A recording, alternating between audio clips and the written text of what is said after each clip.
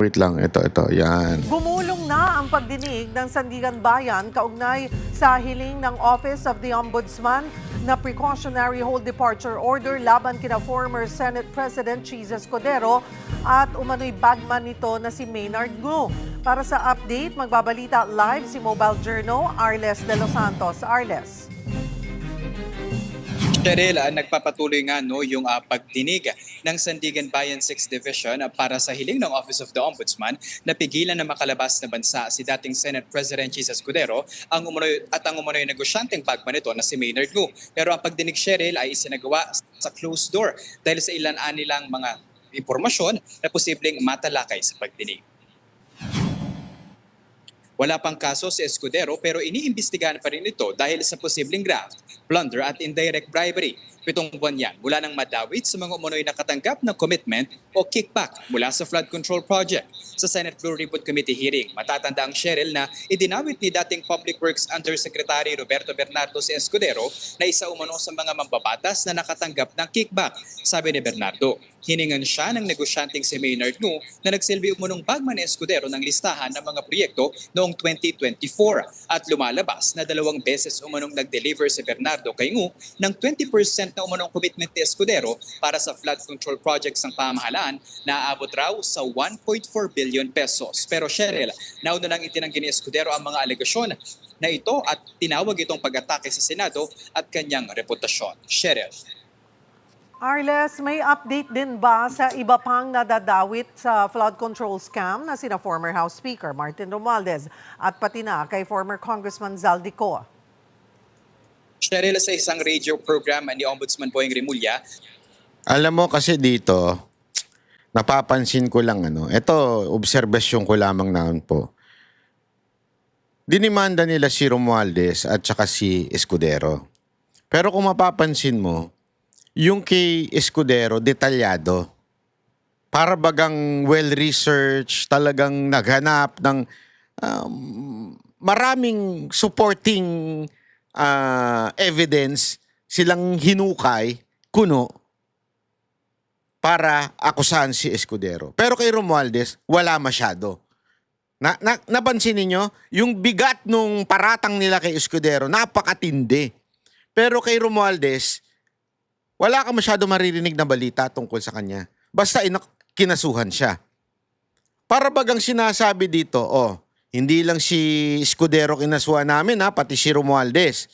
May pautot pa sila na hindi pa aalasin, pero hindi natin masabi kung naandi dito. Kasi kung naandi dito, isang press con lang tapos ang usapan . 'Di ba? Deny sila ng deny na hindi pa umaalis siya ng bansa, nandi dito pa yan. Pero hindi natin nakikita aninag niya. Walang media nakakakita ng aninag niya. Sa kamera, hindi nga daw siya nakikitang pumapasok. Sabi mismo ng mga congressman yan. So, para bagang isinama lang si Romualdez doon para hindi masyadong halata na ang puntirya ay hindi naman siya. Para bagang drama na lang. Yung feeling ko lang naman ito, aking opinion. Maaring mako'y mali. Feeling ko, idinarag lang yung pangalan niya, pero wala naman talagang awayang nagaganap between Rimulya and Romualdez. Para bagang drama lang. O kunwari lang mag-aaway tayo, kunwari lang sasampahan ko kayo ng kaso para pagdating ng time, kung ma-dismiss yung kay Romualdez at tumuloy yung kay Escudero na panakibutas, hindi sisisihin ng gobyerno kasi ikinaso naman at korte na ang bahala dyan. Kasalanan ng korte. Para lang may masabing nakasuhan pero mahina naman yung pinresentang kaso. Diba? Ang example ko nga dun sa aking video halimbawa, yung isang dating opisyal, may anak siya na na-deliveran ng droga, na-dismiss yung kaso, diniliber na, huli siya, caught in the act, na-deliveran ng droga. Tapos, dismiss yung kaso. Bakit? Mahina yung final. Hindi ko alam kung mahina yung final or mishandling ng evidence para ma-dismiss. Kasi remember, pag na-mishandle lang ang ebidensya, dismiss yan. Pag maling paraan yan, dismiss yan. So, alam mo yon. Pero, kunwari, kinasuhan. Para wala tayong sinasanto-santo. Wala tayong sino-sino. Kunwari, tatapang-tapangan yung gobyerno, di ba? Kakasuhan natin si Romualdez. Pero hula ko, hindi siya mapapakulong. Feeling ko si Escudero makukulong eh. Para lang may masabing nakulong na big fish. Kasi yan ang hinahanap ng taong bayan ngayon eh, yung big fish eh.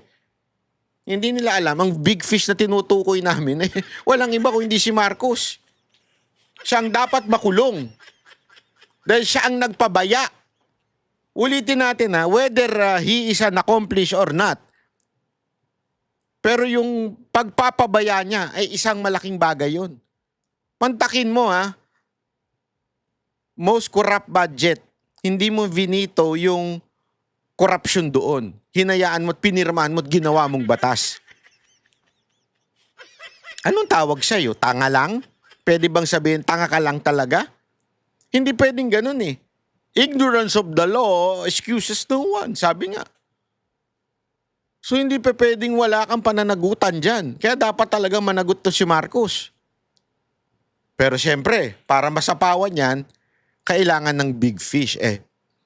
Ma-imagine nyo ba si Escudero? Alam mo naman si Escudero, easy target din yan. May asawang si Hart Evangelista yan eh.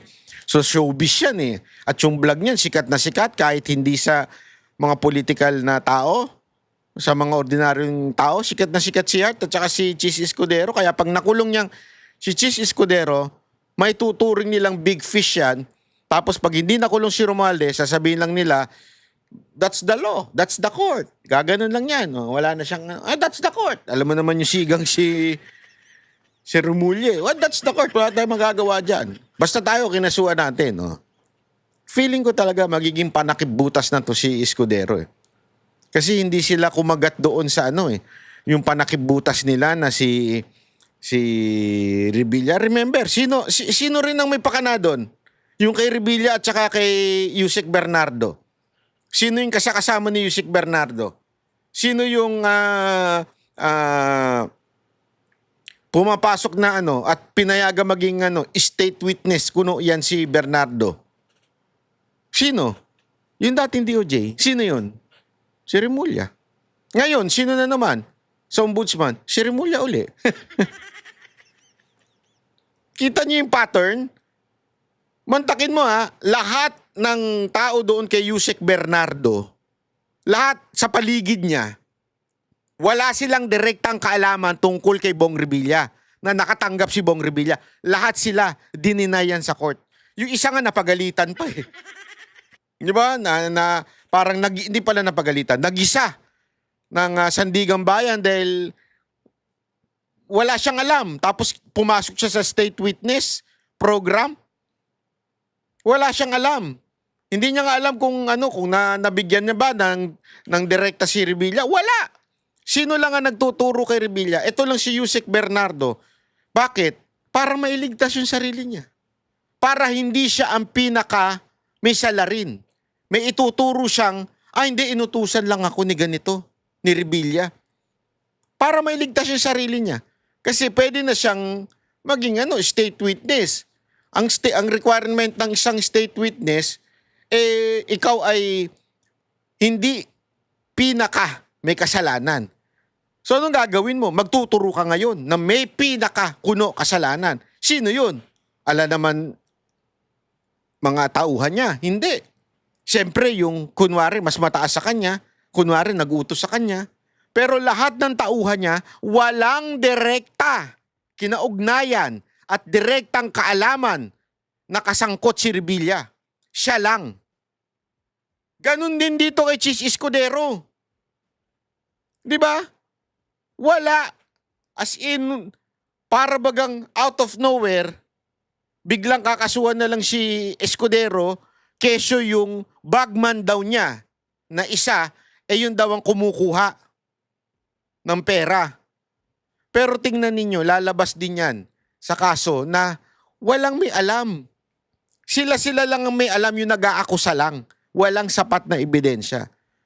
Scapegoat na naman, etong si Escudero din. Ganong kalala para lang mailigtas yung tunay na mastermind ng korupsyon sa ating bayan.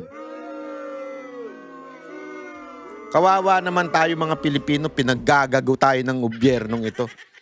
Hindi totoo, kawawa tayo eh. Kasi nililid lang eh. What we want is the true culprit ng korupsyon na ito. Huwag ko sino-sinong wala namang kinalaman, scapegoat. Hindi kami matutuwa.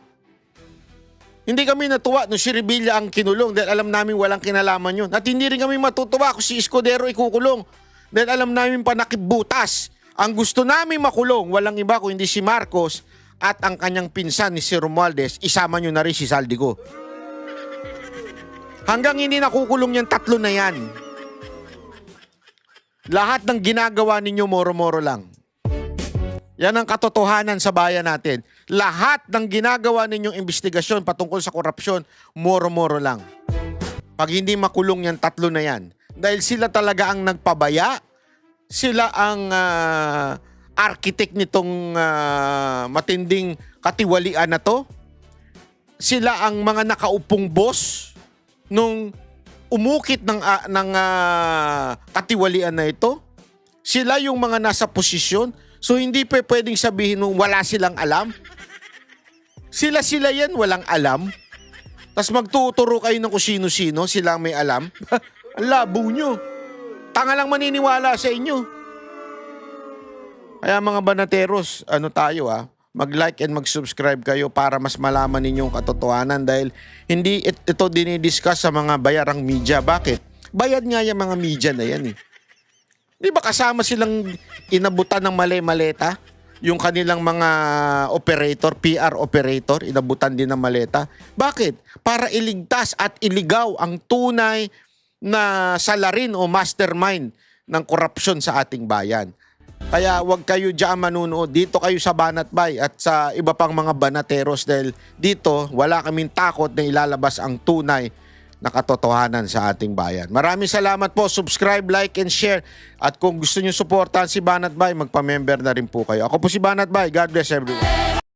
Kami ang boses ng masa, hindi natatakot. Katotohanan lang, di kami nalulunod. Walang bahid ng sismis, lahat ay totoo. Kahit sino ka pa, pag mali ka babanatan ka. Walang pinipili kulay, wala kaming kinikilingan. Basta para sa bayan, kami lalaban. Pag tama palakpakan, pag mali banatan. Di matitinag, di matatakot, para sa bayan tuloy ang sigaw. Sa harap ng kamera, walang halong takot. Mga baluktot, lahat kayo'y tuwa.